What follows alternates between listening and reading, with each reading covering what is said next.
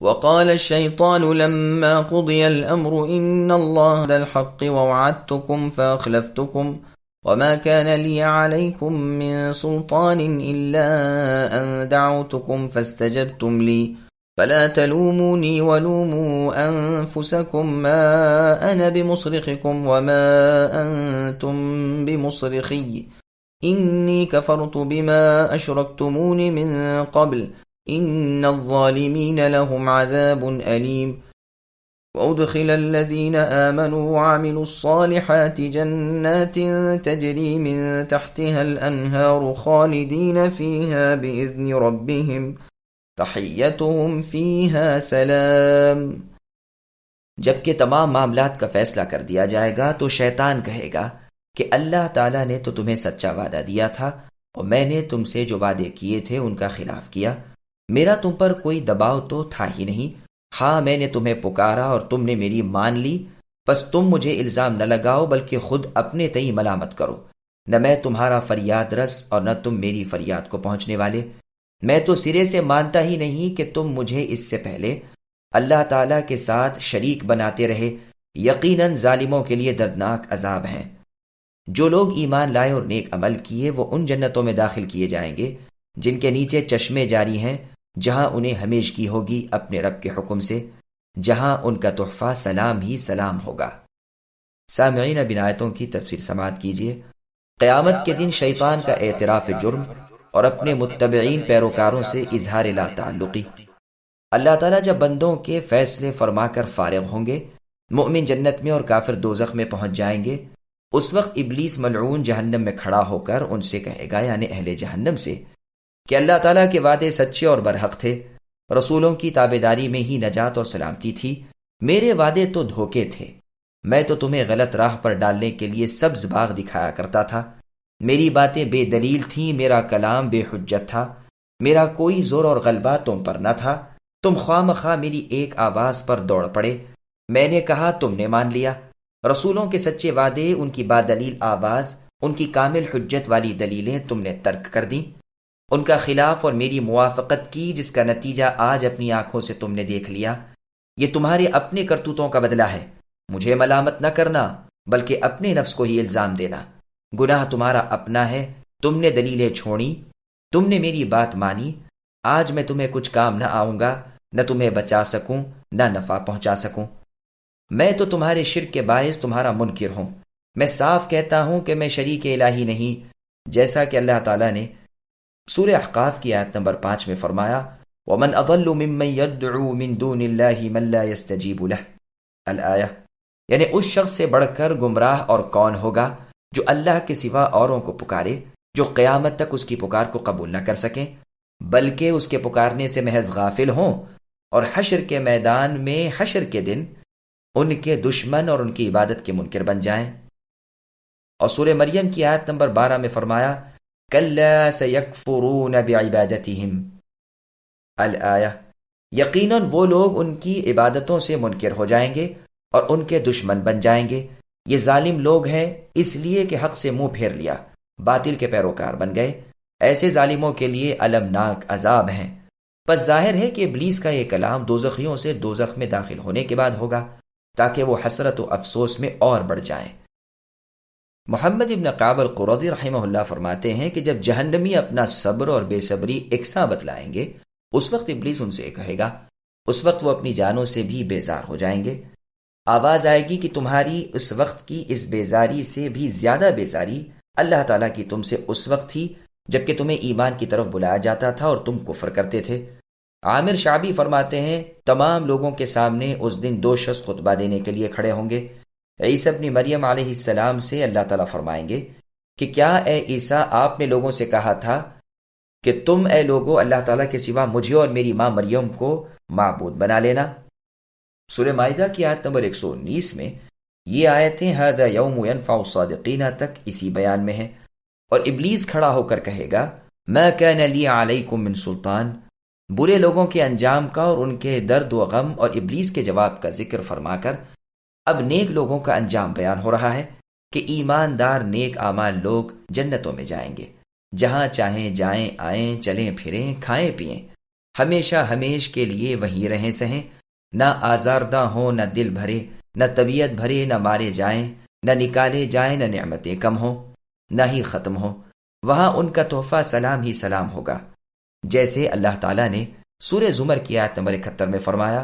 حَتَّى إِذَا جَاءُوهَا وَفُتِحَتْ أَبْوَابُهَا الآیہ، یعنی جب جنتی جنت میں جائیں گے اور اس کے دروازے ان کے لیے کھولے جائیں گے اور وہاں کے داروغہ انہیں سلام علیک کہیں گے۔ اور سورہ رعد کی آیت نمبر 23 اور 24 میں ہے، جس کا ترجمہ ہے، ہر دروازے سے ان کے پاس فرشتے آئیں گے اور سلام علیکم کہیں گے۔ اور آیت میں ہے، وہاں تحیہ اور سلام ہی سنائے جائیں گے۔ اور سورہ یونس کی آیت نمبر 10 میں ہے،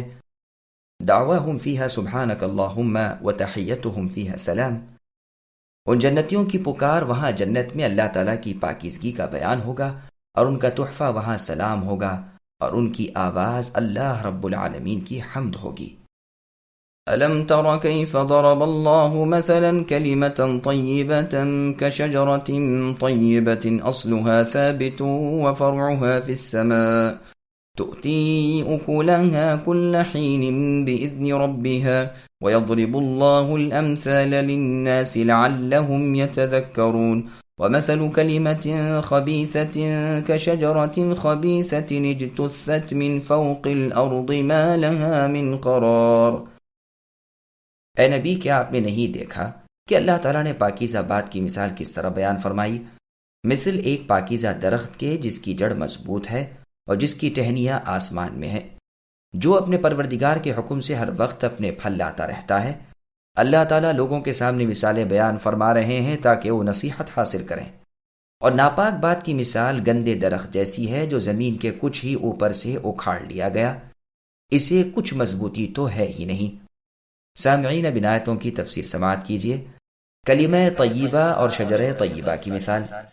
ابن عباس رضی اللہ عنہما فرماتے ہیں کہ کلمہ طیبہ سے مراد لا الہ الا اللہ کی گواہی ہے۔ پاکیزہ درخت کی طرح کا مومن ہے، اس کی جڑ مضبوط ہے، یعنی مومن کے دل میں لا الہ الا اللہ جمع ہوا ہے۔